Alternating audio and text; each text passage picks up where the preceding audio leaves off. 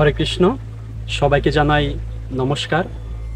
তো সনাতন ধর্মের সবথেকে পরিচিত মুখ, পরিচিত নাম এবং প্রায় প্রত্যেক হিন্দুই যে মহাপুরুষকে অনুসরণ করে, যে মহাপুরুষকে প্রণিপাত জানায় এবং যে মহাপুরুষকে শ্রদ্ধাপূর্ণভাবে ভক্তি করে, পূজা করে, আরাধনা করে, সেই মহাপুরুষের আজকে তিরোধান দিবস।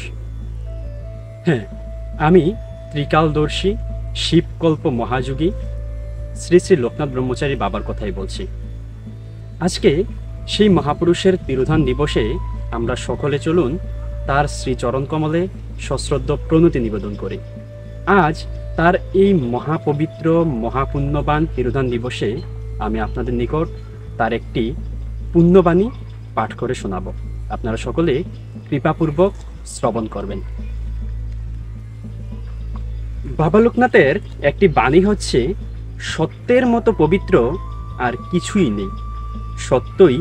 সত্যই যে স্বর্গে আরোহণের একমাত্র পথ, তাতে কোনো সন্দেহ নেই। অর্থাৎ বাবা লোকনাথ বলছেন যে পৃথিবীতে যত পবিত্রতম বস্তুগুলো আছে তার মধ্যে একমাত্র সত্যই হচ্ছে সর্বশ্রেষ্ঠ পবিত্র জিনিস।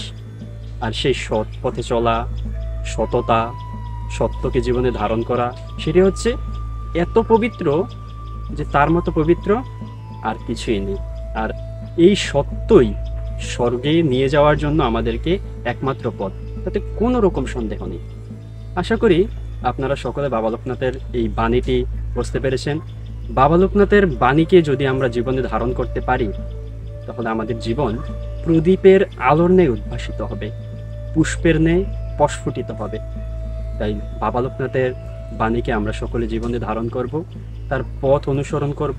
বাবা লোকনাথ বলেছেন, আমার চরণ ধরিস না, আচরণ ধর।